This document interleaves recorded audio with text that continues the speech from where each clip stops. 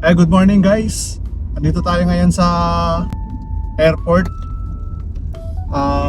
Particular dito sa may cargo road. So tingnan natin, meron tayong update dito sa may Terminal 1. Lalong-lalo na dyan sa may departure. So ikutan muna natin. Tingnan natin yung mga ginagawang bubong dyan, kung tapos na ba sila. So ito, nandito tayo. Ito yung papasok ng ano. Ang galing ng Terminal 2 naman ako. Galing akong Terminal 2. Pwede ka nang tumagos dito kasi bukas na yung ano na yan, access road na yan. Yung sa may cargo road. So ikutan natin guys, pati na rin yung ano, yung arrival. Kung tapos na ba yung ginagawa mga construction dyan. Okay.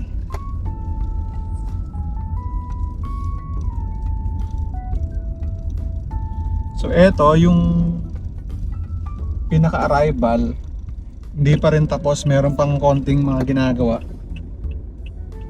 Pero yun na, no, may mga nilagay na nila dito yung yan, kung napapansin nyo guys, yung dating nakalagay na Ninoy Aquino International Airport, dito na nila nilagay. Andyan, ayan o, napapansin nyo, medyo tatakpan lang kasi meron pang ano, construction. Kaya nandyan na yung nandun sa taas, dating nasa arrival na yung Ninoy Aquino International Airport. Nilagay na lang dito sa baba. Okay? Yan, nasa baba na. So malapit na yung matapos. Malapit na yung matapos.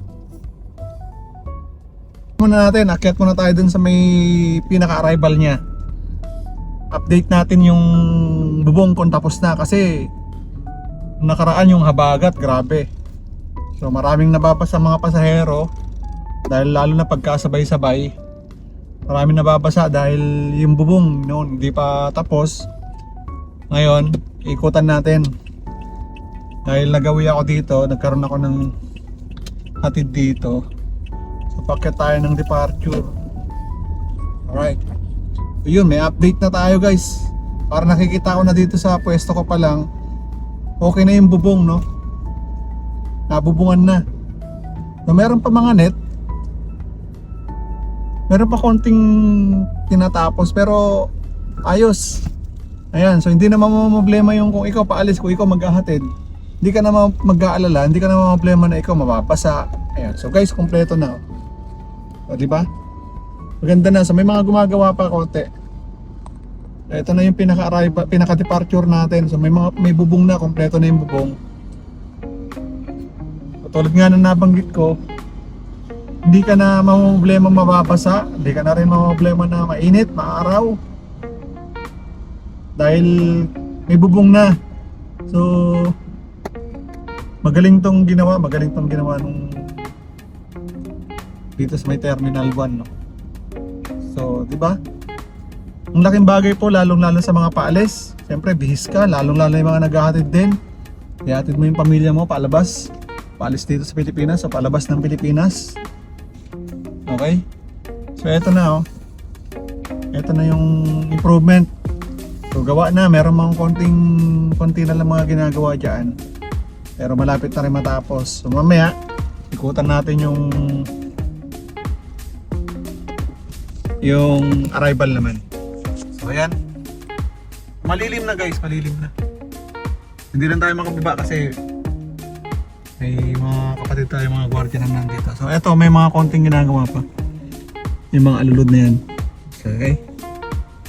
So ngayon, bababa tayo ngayon sa arrival. Tingnan naman natin kung anong improvement naman ang nagawa doon. Samahan nyo ko guys. Habang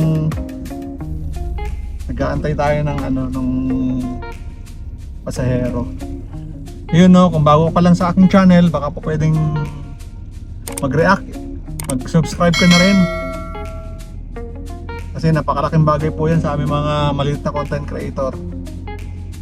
Para sa susunod na mga video, ma-notify ka. So eto, balik tayo dito sa may rampa. Ikutan naman natin ngayon ang arrival. So mayroon nang nakalagay dun sa taas, siyempre sa second floor, nandun yung letter A, A1, A2, AB kung doon sa taas, pati yung B kung doon ka susundo sa may second floor. Pero dito sa baba, nandito naman yung letter C, C1, C2, C3, at siyempre yung pinakadulo, yung pinakababa, nandyan yung letter D, no? So nakita nyo na kanina, may mga konting ginagawa pa dyan. Alright. So ang parking dun pa rin, mga parking, nakikita nyo naman yung mga parking. So ito, papasak na tayo. So ayan guys, yung nabanggit ko kanina nga, pakita natin, close natin. Ayan. So ito, nandyan na yung yung Ninoy International Airport. Alright, nandyan na sa baba. Ito yung letter D. Ayan, letter D yan. Okay, so yung nga, meron silang konting ginagawa pa dyan pero matatapos na rin yun. So letter C at letter D nandyan na siya. Alright. So tara, ikutan natin. Tahan natin.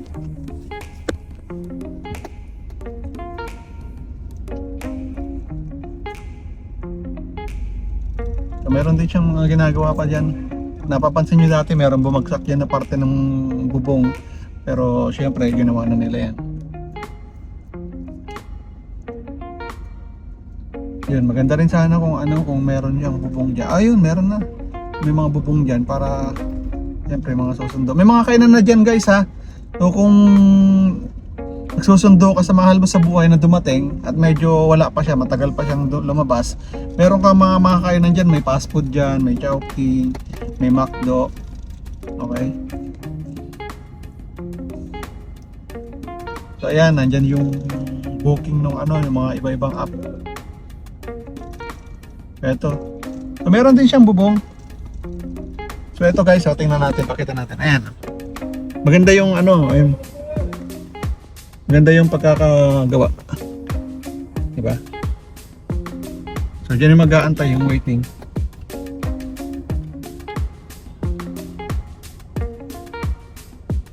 Hanggang C10 naman ito. Okay.